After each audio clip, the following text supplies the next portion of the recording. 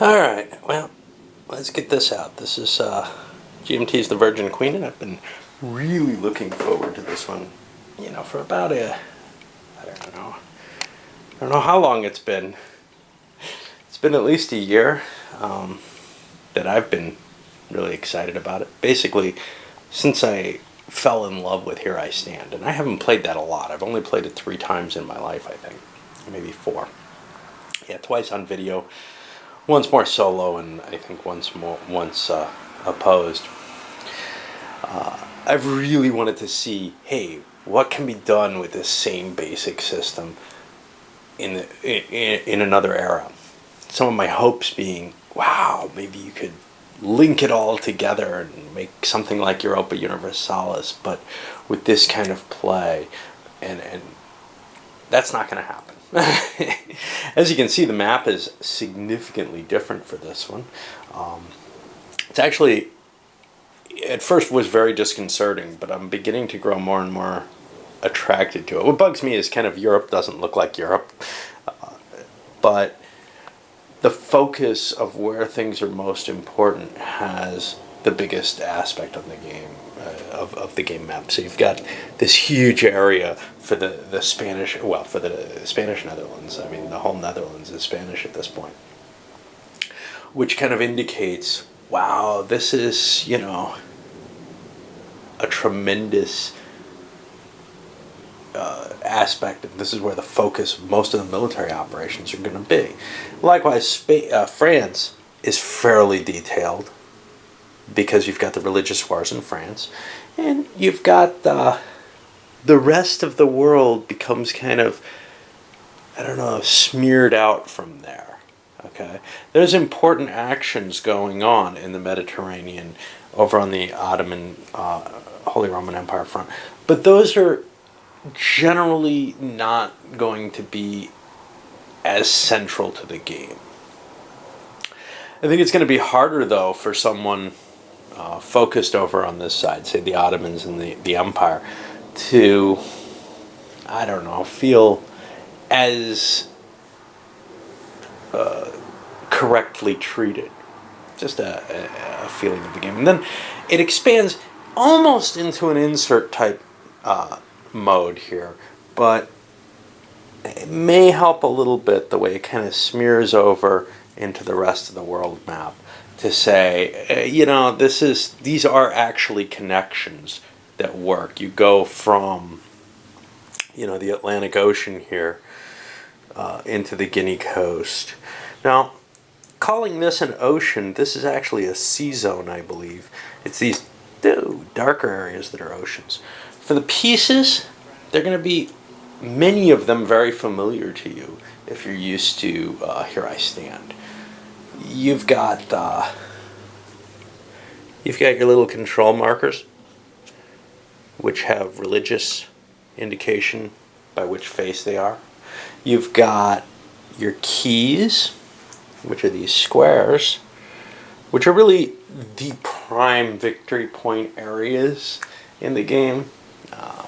Very, very important, but not just a sum of victory points that you compare. You've got your combat units, your fleets, but they're not just galleys now, but also there are galleons on here. Stronger indication of the difference. Actually, I think that distinction may be in Here I Stand, not galleons necessarily, carracks or whatever, but the distinction between the naval capabilities of the two types of ships is, I think, more heavily represented here. You can see how, for the English, they have their race-built galleons. They don't have any galleys. Let's see what else we got. We got assorted victory point markers, which will end up going into your track. You've got your card for your power, which has something I don't think was in Here I Stand. In Here I Stand, this was on a player aid.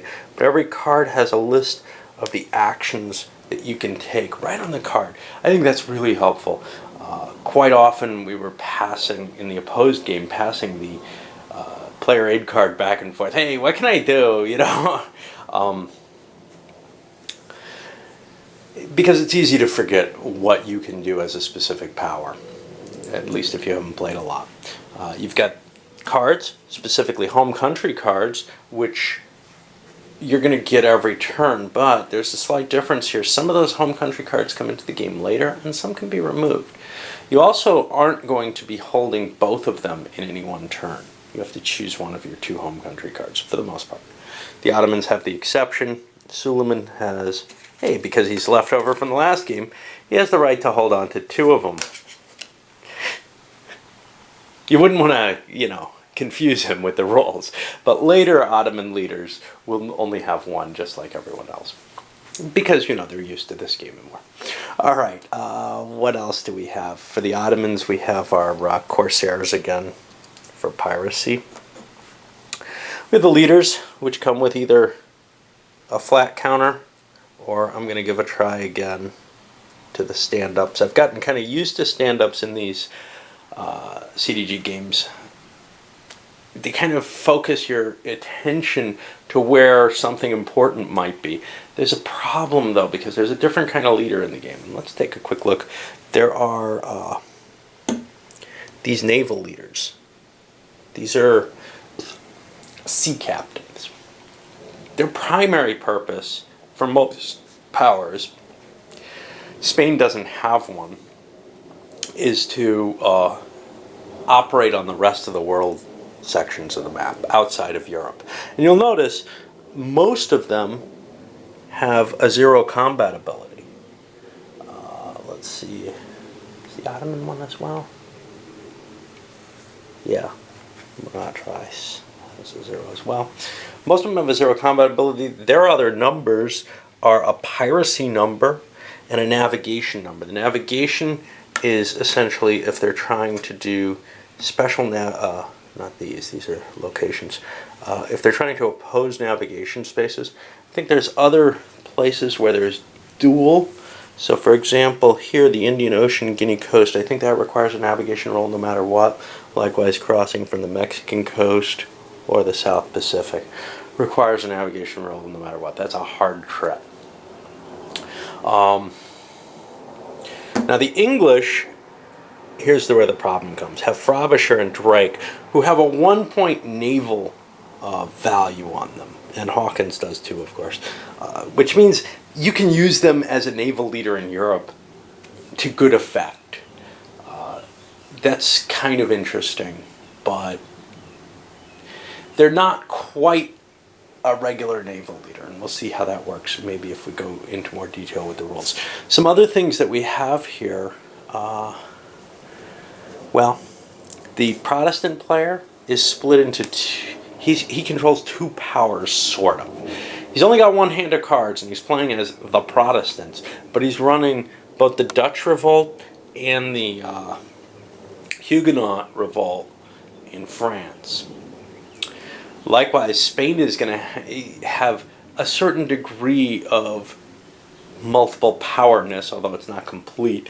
They have Walloons, which are specific units that they can build only in the Netherlands, and they're the only things they can build there.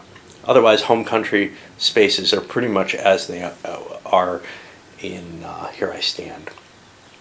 You also have, they also have the Knights of Malta, Knights of St. John here. They've moved there. That's become a key. So in this game, it's a victory point space because Malta had kind of been, elevated to more importance to both the Ottomans and to the Christian world, I suppose. It's a kind of weird feeling because it doesn't feel like it should be that important for most things.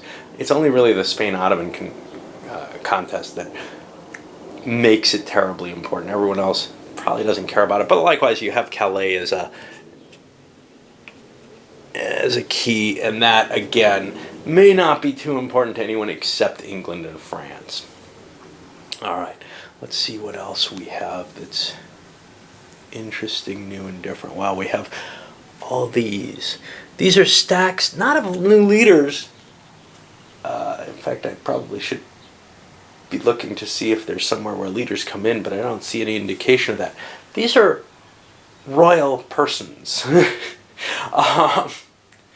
And this game focuses less on, say, the religious war. Religious conflicts are no longer handled by lots and lots of die rolls over each space, but instead by a single die roll trying to convert multiple spaces at once. So the religious has taken kind of a step back in this. It's still focal to the game, but there aren't a couple players who are just solely living on that religious side of the game anymore. There's a lot more military aspects to it, and they've added some new things. And one of those new things is the royal weddings. It used to be we were only worried about Henry and who he was getting involved with. Well, now we're worried about all these different royals. And we have this availability to wed, and they have a rating on them which indicates how good a marriage they are. Now, good a marriage is going to be resolved on the royal wedding table, and basically this number is a bonus there. As people age, their rating as a good marriage prospect reduces.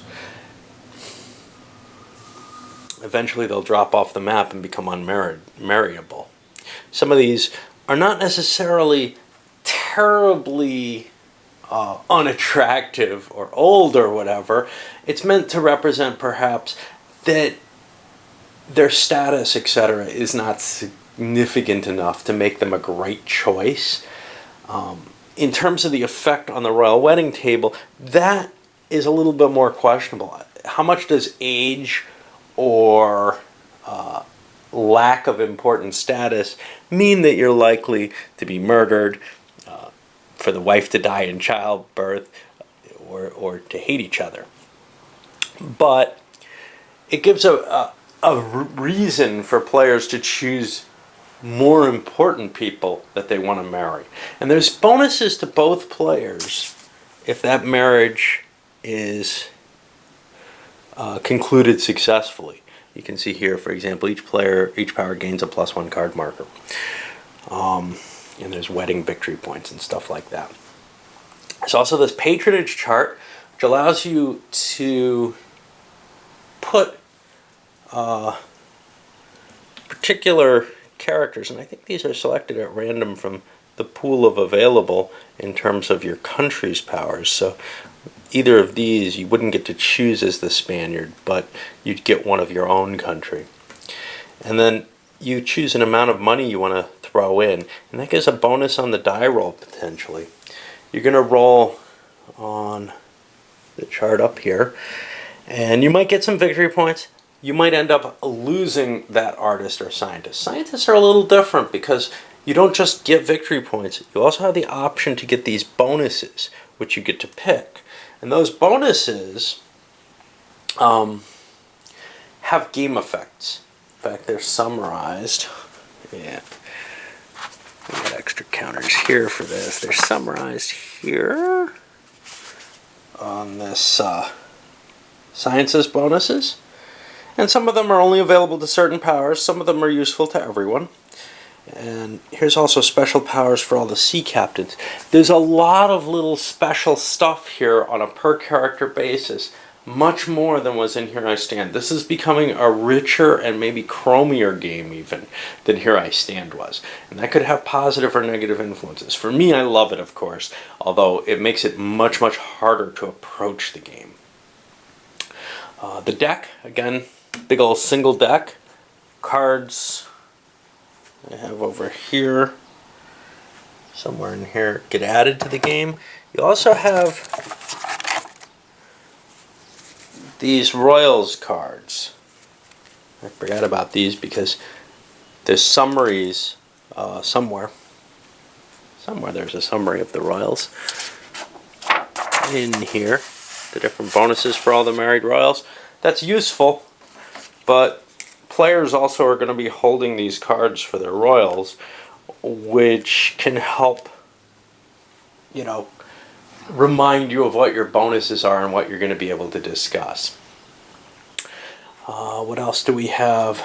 We have your diplomatic chart, which works pretty much, well, it does not work pretty much the same, but it represents things the same with your allied and at-war markers. What does not work the same as the diplomatic rules. In the diplomatic rules in Here I Stand, you could pretty much conduct diplomacy with anyone. Well, in this game, it's been restricted, and only certain players listed here, the activate and deactivate players, can conduct diplomacy on any given player. Now, that's not here, but here you'll see different powers have different starting places there in terms of influence, and that's going to be a die roll modifier on a diplomacy roll-off. Diplomacy gets evaluated, from what I can see, only by event cards. Kind of a difference in the game, and based on where you're positioned here in terms of influence that you've built up, possibly over several turns, you make these rolls, and whoever wins either gets to activate that minor as an ally or deactivate them and remove them from any kind of war type position that they're in, I guess. Also have this, which is treasure markers, and Spain starts out with one.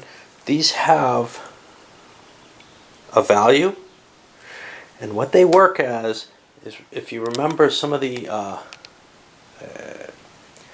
mines and colonies and stuff in the New World, and Here I Stand would give you extra cards.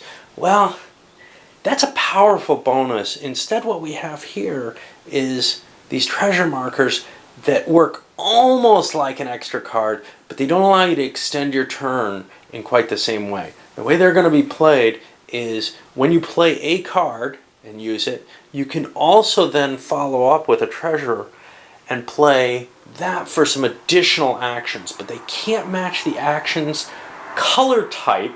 Okay, this is getting interesting, right? Each action has a color type. Those color types largely come into effect here, which is saying you can't use the treasure color type that you already used on a card for that particular action. So if you do a lot of military actions with your card, you're going to have to use your treasure for non-military actions, basically, or whatever. It's just a nice bonus. I'm not really familiar with the cards. Of course, with the same style, you're going to have your mandatory events. You've got your ops points here, or an event. You choose one or the other for the most part. The mandatories fire off both. Let's see what else we have. Wow, we got somebody, I forgot what he does. Walsingham. He's going to be triggered to affect a bonus once, and this is another whole new section to the game, once the intrigue rules take effect. Now, the intrigue rules are largely ruled by informants, assassinations, and maybe the cipher key. There's this espionage table, and basically you can take actions off of here, which are in the yellow zone here, and what they're going to do is they only take effect starting on turn 3, where a lot more, threats of assassinations and plots and everything start coming out, mainly in England. To tell you the truth, there were a lot of weird things going on elsewhere anyhow. But that's really when the game is going to pick up its full force, I think. That's probably when the Dutch revolt and the French religious civil wars are going to be really picking up steam here. As well, English plots are starting out because Spain and England are having more strained relations at that point. Philip certainly was into trying to promote discord against his opponents. Anyway, these are your different options that you have here. Now, I don't know about the plant operative. I think that allows you to drop an informant somewhere in someone else's place. Anyway, some of these, like the informant, the cryptography, Walsingham himself, these things allow you to... Oh, Walsingham, I believe, comes in on a card. His use is based on the card. Anyway, some of these allow you to...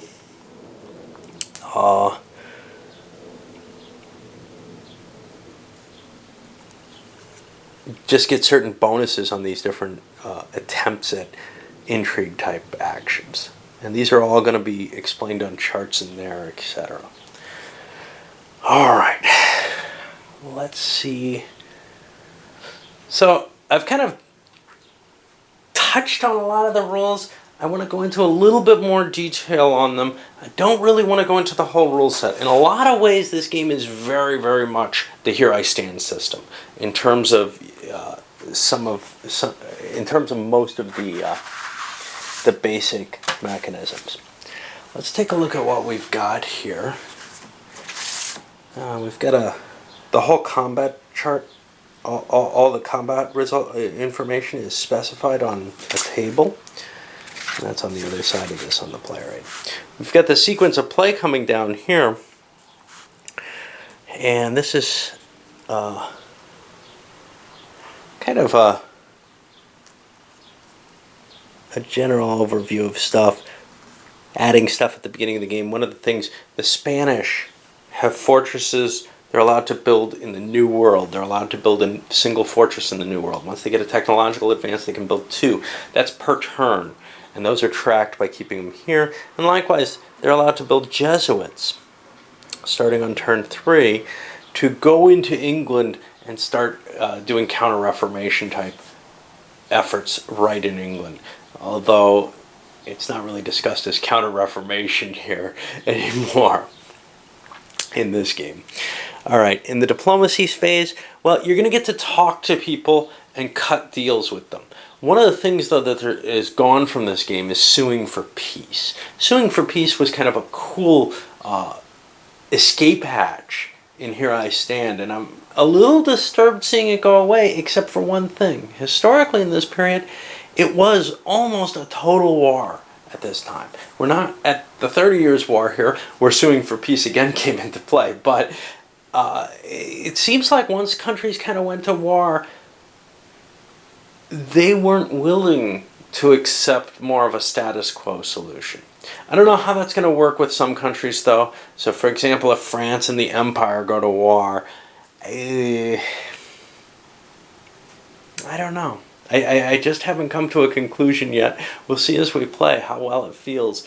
I definitely miss the balance of Europe type feel, but it could be that Philip's power in Spain has sort of, and you can see on the victory point chart if I can find it, Spain starts out with a lot of points in this game. They're not far from that automatic victory. And that comes at 25. We may be in a situation where everybody feels to some extent they got to knock Spain down a little bit. But remember, like in Here I Stand, after a few turns, it almost automatically kind of evens out. There's certainly some effort to bring them down, I would think. But we'll see. You also have automatic victories, of course, when you reveal your last key.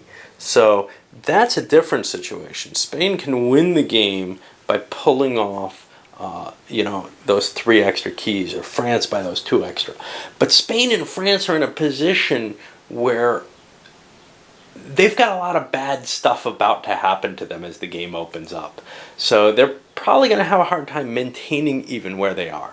Some of the other powers have a little bit more safety in terms of, say, the Ottomans, although they're going to lose Suleiman and start getting worse leaders.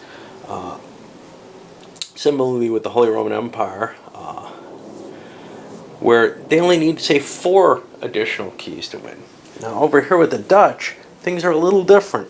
For them to win, they can't get an automatic victory off of controlling the Netherlands, but they can get one off of a real success with the Huguenots.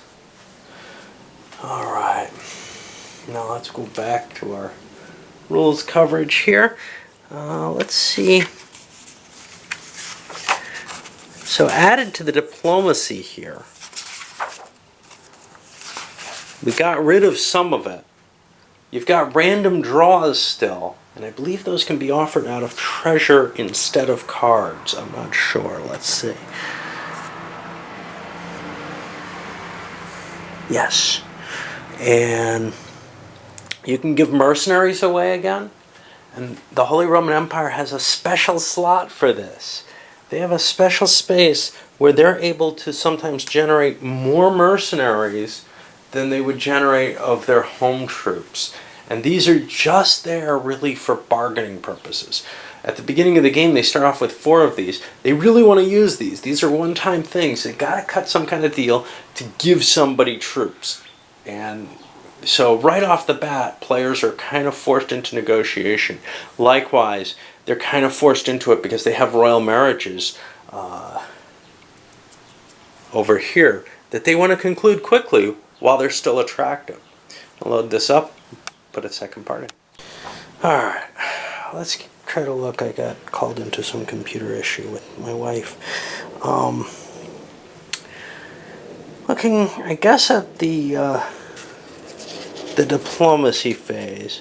And again, you have a set of agreements that you can make.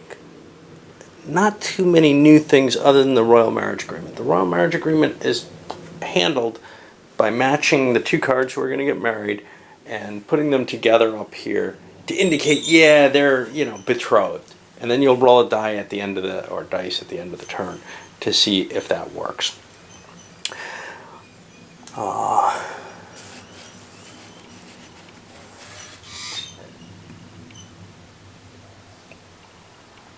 You can end a war, and this is done just by placing an end war, by removing the war marker.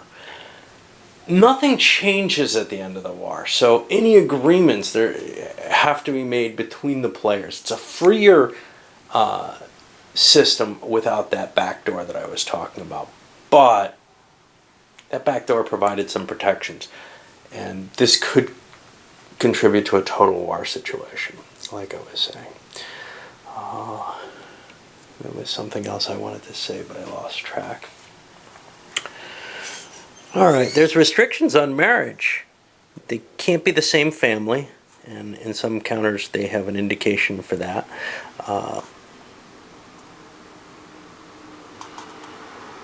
What they don't specify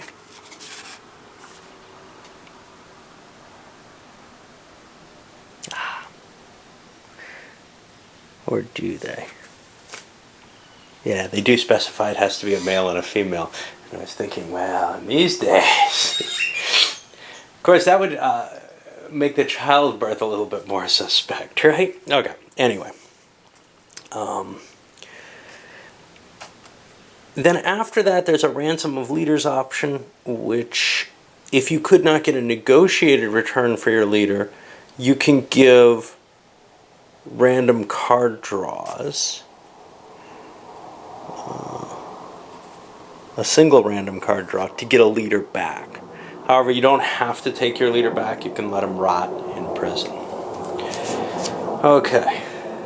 Then we go, and like in Here I Stand, I'm not covering this because I don't do this so much, but like in Here I Stand, in player order you announce your alliances, and then the other player in his player order essentially validates the announcement.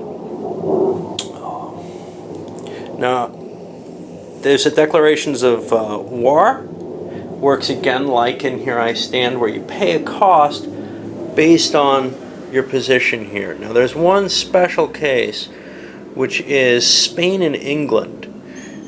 And they have a base 5-point cost because they're so close to begin with. But there's some major events in the game that are going to bring them closer and closer to war. There may be political reasons in the game that Spain and England want to go to war right off the bat, but it's so expensive that they're likely to wait until it becomes cheaper, but there are also reasons for the war. Everyone else has kind of fixed values based on their geopolitical situation. If you end up declaring war on a minor, there's again a sequence of intervention rules on this. This feels a little different, but I don't remember it too carefully or too correctly from the original, I'm sure. But there's a diplomatic status check immediately on that minor.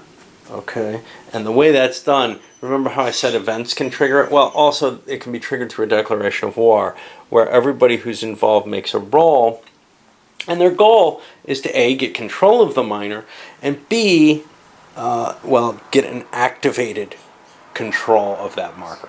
But if they do get that ally, they have an option to intervene with the ally, in which case a war exists between the two major powers at no additional cost for the intervening power. Or they can take isolation, and that minor power has just been left as an inactive power and will probably be a sitting duck. Alternatively, though, the person who's been called on as the ally doesn't have to join in the war. And I guess that's the reason you wouldn't do it. Now, you probably won't be putting points into a minor power for this if you didn't want them as your ally. But here's the issue. Basically, only one person is going to get that chance. I think in Here I Stand, there was a cascading effect of, okay, if you won't support me, who will? I don't see that here. Although I remember when I read the rules, something about there being, you went down to 2 powers, got to check, and then it failed. And that does not seem to be the case here. The option to intervene now passes to the power that finished second in diplomatic status. If the second player chooses isolation, the miner is hosed. So basically 2 players who get the best rolls are going to get their shot. That's what I remembered. Okay. England and Spain, there are some additional effects resulting about their closeness, which I already discussed, but also there's a possibility of immediate war triggers, which are listed here. If Spain enters Ireland or Scotland, and some other issues here, well, those can cause an immediate declaration of war. And I think that's a free one, honestly. Those can just be events that will force this war. However, Spain cannot enter Ireland or Scotland at the start of the game until the declaration of war cost goes down to 3. And once it does, then they can do that, and they will trigger a war with England. So I think the chances of England and Spain paying for a declaration of war are low. England can trigger one anytime they like, from what I can see. They've got events that can force a declaration of war, a state of war to exist. But England would like some safety. You've got your normal sea deployment or your normal spring deployment type situation. However, there are some changes here too. We have to take care of treasure fleet escorts, where Spain is able to move galleons onto a box over here. Those will help against any piracy attempts in the New World. The English have sea captains. Now these they can place immediately as a naval leader on the Europe map. And for the remainder of this turn, he's just a naval leader. Here I wish, and maybe they'll come up with these, they made naval leader counters for those special leaders. And basically Drake, Frobisher, and Hawkins, wherever he's hiding up here. Because they can serve as good naval leaders for the English. What they can't do is they can't be an explorer type guy or a sea captain type guy on the same turn that they're serving as a European leader. Alright, at the very beginning of the game, I forgot to mention this is a biggie. The Holy Roman Empire gets to choose its secret victory conditions. And I've got to probably change my setup because I've got the order wrong. The order listed on the game goes Ottoman, Spain, England, France, Holy Roman Empire, Protestants. I've got it set up differently to put people near their home areas, but the play order is actually the one following the board. And they tried to position things so that that would work. I really didn't like that aspect, so I kind of changed it, but it may make life difficult for me. But anyway, the Holy Roman Empire is able to choose at the beginning of the game whether they're going to be aligned more with the Protestants, the Catholics, or if they want a more balanced approach. And this is a secret choice that they write down. And one of the things to determine victory is how many Protestant spaces there are. Now, instead of just the Protestants and the papacy, who aren't a player, being terribly affected by this, and to some extent the English, here we've got Spain, England, and the Protestants are all affected by this. And then the Holy Roman Empire has 3 charts based on which one they choose.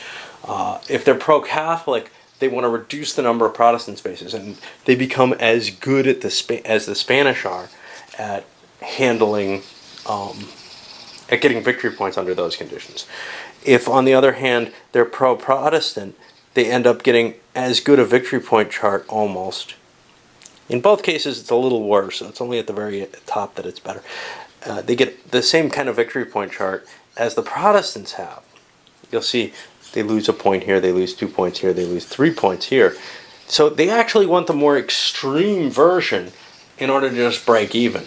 However, if they choose the balanced, they get fair victory points in comparison to the Spanish or Dutch, as long as they keep things balanced. Chances are, the balance looks very attractive to me right now, and I think that's what I'm going to go with, but it's secret, so I have to write that down somewhere or something. The reason I like it a little better is I think that if the Protestants are doing very well religiously, they're going to probably win the game because they're military and all the effects are going to go well for them for that. That really helps their place on the board. And likewise, if things are very strong in the Catholic side, chances are that's going to help Spain. It might help France. It's a harder choice there. Going pro-Protestant seems really questionable to me for the emperor.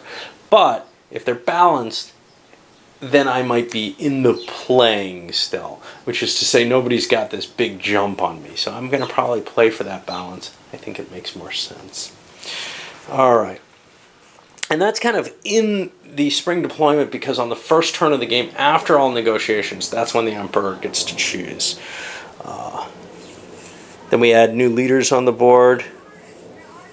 Now, I don't know when they show up or how. In the old game, Here I Stand, leaders would be listed somewhere on the turn track as to when they come in. No, not on the turn track itself. I think it was on there, but it was also on a player aid card. I'm going to have to find to see if there are any leaders who don't come into play. So, for example, I've got Henry III here. I think he comes in on a card. But what about some of these others? Are they automatic by turn, or is there a card? I haven't seen anything to indicate by turn. All right.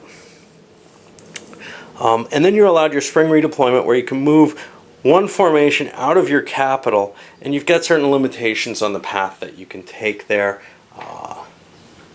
This, you can't go through a pass. Only 5 units through a C-zone. Yeah, you can't go through a pass. You've got to go through your own friendly controlled territories. You can't go through areas in unrest even. Then we go to the action phase, and this is very much like it is in Here I Stand and many other CDGs where you take turns playing a card, but you have that extra option of the treasure counter to extend your turn. And you have a different list of things you can do, and we can see this is quite a rich list of different options, and some of them have different costs. So like building an expedition, if I wanted to do this, I could build an expedition at full strength for 2 points, but I could build it at half strength for just 1 point, which is kind of an interesting thing. I can add colonies to those expeditions, which, oh no, I think building a full point is a full strength expedition, and a colony is an extra point. Let's see what the Holy Roman Empire says. They just say 2. Yeah. That's what it is. So adding the colony is the extra point. So you get a full strength expedition either way. And it's hard to remember all these little things when you haven't played it yet, but I'm trying to give a catch. Movement felt pretty much the same, as does interception and avoidance. I'm not absolutely certain if it is. It's hard, I'd have to read both rules and make sure with a fine-tooth comb, but they feel very similar. Essentially, you're spending command points to move a formation one space. Naval movement's a little different. You spend a command point and you can move all your ships one space, including the ones on the rest of the world spaces. Battle is going to be similar to the Here I Stand, where you're getting points, dice for each strength point you have, and leaders add dice based on their command ability or their battle rating or whatever. You roll it up. 5s and 6s are hits. Whoever gets the most hits done won. No real excessive points gotten from winning a battle. I don't even know if it doesn't look like it automatically converts a space even. Which I kind of remember I thought from that one, but so many of the CDGs have that. So I don't know, is it from that one? Is it from Here I Stand or something else? It's one of the reasons that I kind of like this. Is there's kind of this thought of, okay, look, if we can build CDGs and start having them have, these firm sets of rules that they share. And this one shares a lot with Here I Stand. So if you didn't play a lot of other CDGs, if you just played Here I Stand, this would be easy to pick up comparatively. If you play a lot, though, it's still hard because so many of the others are so fragmented in terms of their rules.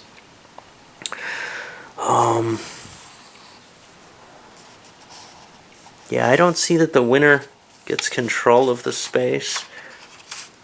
So maybe I just don't see that. I'll have to look more carefully to make sure. Okay. But it doesn't look like it's a factor in it. Sieges work kind of like battles in this system. There's no, I'm besieging and I'm doing something very different. But there are some significant differences to dealing with them as battles. Among other things, you get less dice as the attacker. Cav aren't involved.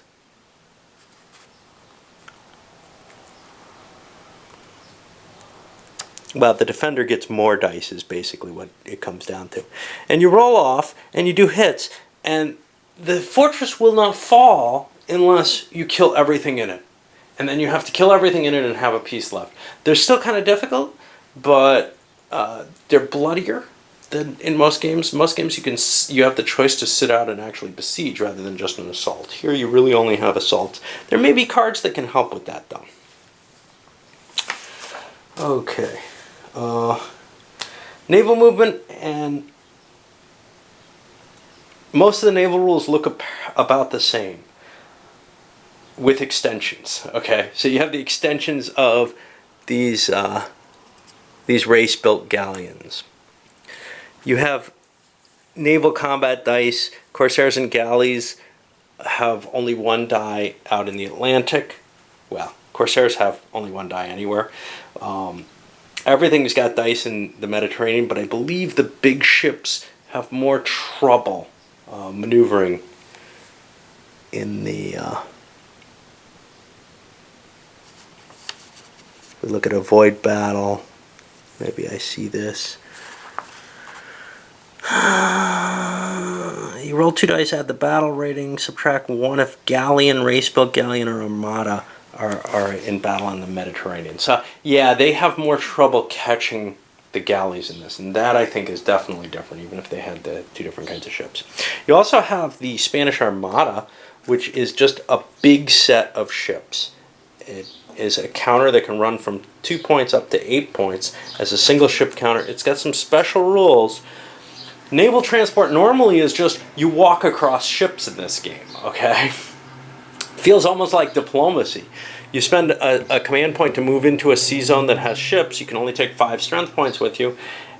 And then you can walk into another one that has ships for 5 with another command point, or you can land with a command point, and then you're back on land. Well, with the galleon, with the Armada fleet, you actually carry the troops with you and sail them up to England. Now that's only for Spain, and it's just a special rule there for that set of pieces.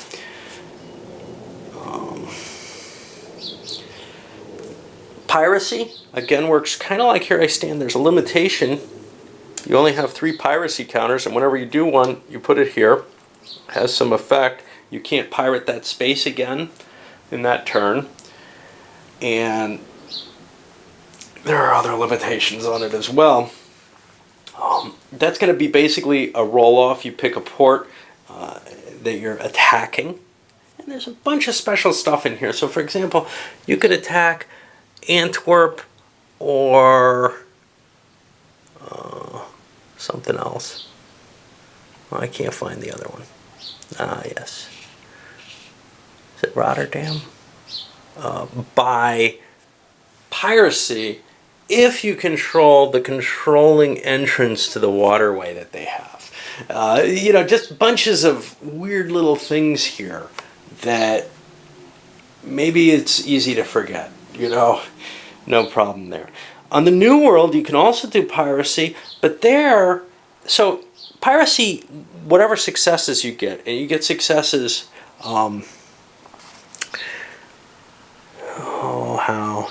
You get successes by getting hits on the opponent, 5s and 6s as is usual, but the opponent gets a first shot to try to eliminate your pirates first. Well, in the New World, the options that you can get are different, and one of the things you can get is you can steal treasures awaiting to be shipped back to Europe from those New World spaces. There's circumnavigation. Hey, we had circumnavigation in Here I Stand. What the hell? Somebody already made it around. Well, in this game, there's 2 more spots, a 2-point and a 1-point victory points for getting the first and second in this game.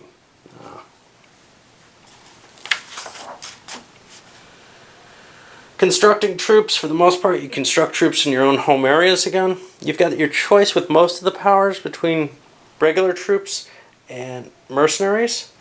You construct them, you get some free troops automatically in the winter phase, you know, at the end of each turn. I don't know, is it really winter? It feels like there's a longer period. It's not spring and winter, right?